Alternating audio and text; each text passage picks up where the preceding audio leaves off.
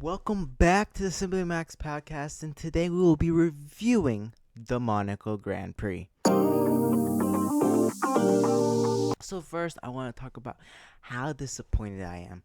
I'm not really disappointed, I'm more sad at the fact that Max Verstappen had a DNF, bro. Like, are we for real? Like, I was really hoping to watch him, but of course, there had to be something going on, which was the engine failure. And the real issue was that he had such an amazing quality. He was able to he was able to be in the front row seat, and then he had to have that disastrous engine failure in the actual main race. And do I think he had a chance at the podium?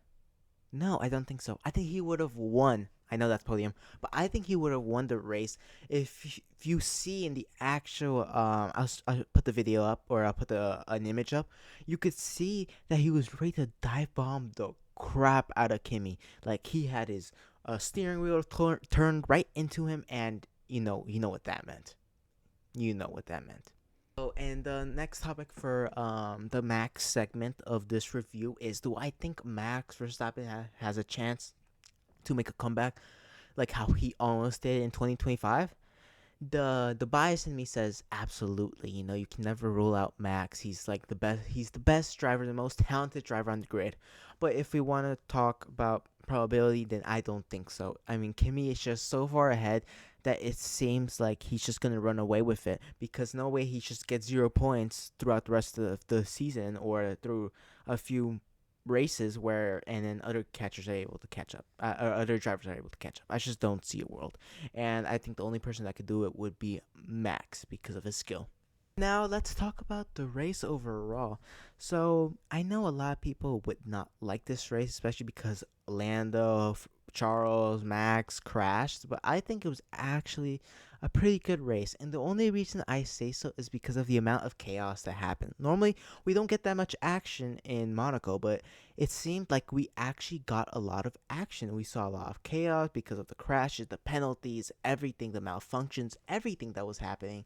So I think it was a pretty decent race. I wouldn't say it was the best race, but I wouldn't say it's a bad race either. I think it was pretty entertaining, and it's better than what Monaco usually has been, just because of that. Now let's talk about the third place drama involving Hadger and Pierre Gasly. Now I know as of right now, Pierre Gasly does not have podium,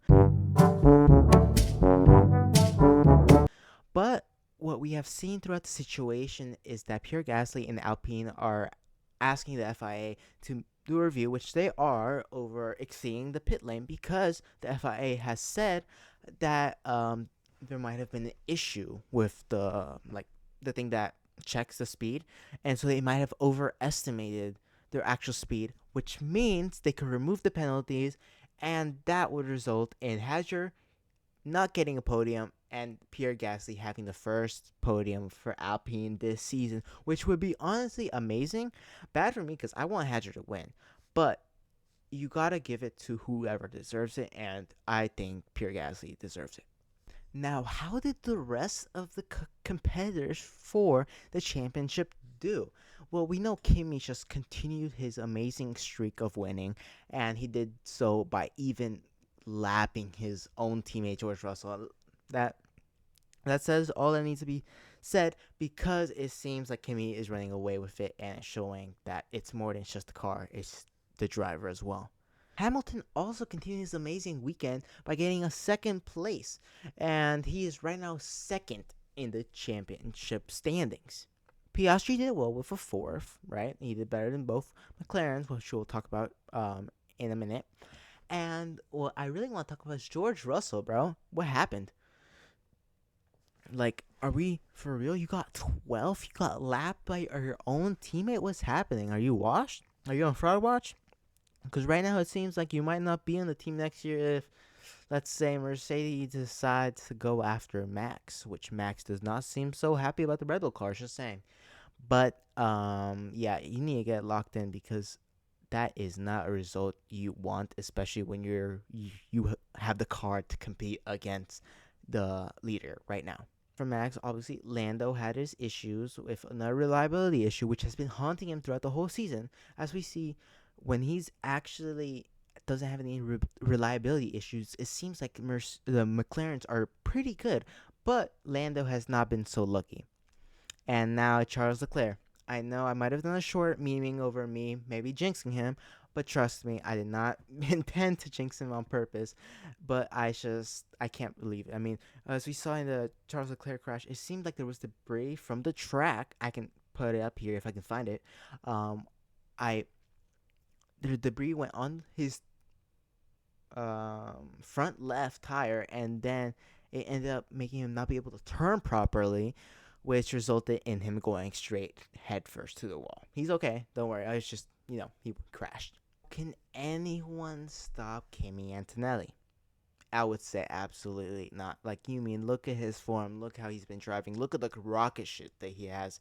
It's going incredible for him. Like, I know I was slandering Russell a bit, but I believe he is the number one contender against Kimi, just like due to the fact that he has a rocket ship, and so anyone with a rocket ship is a contender. And right now, it's George Russell. Look, like, it doesn't matter what other drivers do if Kimi just continues in the top form and stays winning everything. I mean, that's what it looks like will happen unless something happens. Well, but yeah, that's seems like Kimi is just gonna be winning this championship with ease, and it's hard to see another team doing better besides the Mercedes, because as we saw in Monaco just now, it seems like it's like the car is unstoppable. I mean, in a track that had slow speed corners and we thought was favoring the Ferraris, it seemed like Mercedes was the better car. At least, Kimi, because we know what happened with George. But it seems like Kimi was just running away with it all the time, and it's actually unbelievable.